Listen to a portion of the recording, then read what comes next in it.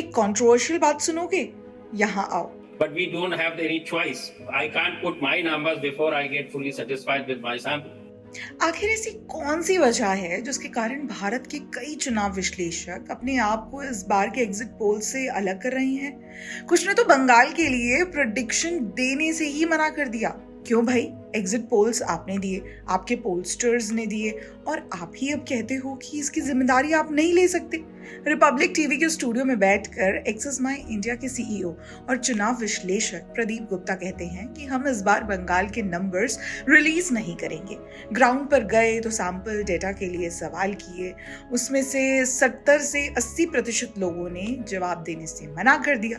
केवल 20 से 30% लोगों से बात हो पाई। ऐसे में मैं एक्यूरेट एग्जिट पोल नहीं दे सकता।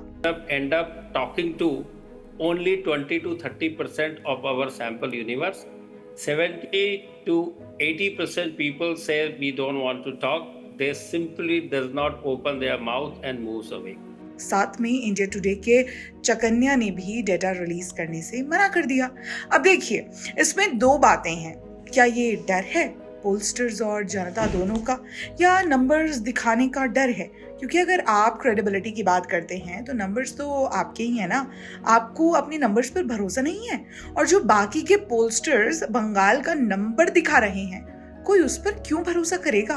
देखिए, बात केवल इतनी नहीं है। प्रदीप गुप्ता ने अपने इंटरव्यू में एक और बात सामने रखी। एक्सेस माई इंडिया के 6 पोलस्टर्स को पश्चिम बंगाल पुलिस ने 24 दिन के लिए हिरासत में रखा था। वजह, लोगों से ये पूछना कि आप इस बार किसे वोट करना चाहेंगे। ऐसे में क्या प्रदीप गुप्ता का नंबर्स न रिलीज करना सही है? अब आप खुद सोचिए, जब एक राज्य में सर्वेयर सिर्फ सवाल पूछने पर अरेस्ट हो सकता है, तो वो 70 से 80% लोग जिन्होंने जवाब देने से मना किया, क्या वो अपनी मर्जी से चुप थे या कुछ और था? प्रदीप गुप्ता कहते तो हैं कि गुरुवार यानी 30 अप्रैल को इनकी टीम वापस 1 से रीसर्वे करेगी।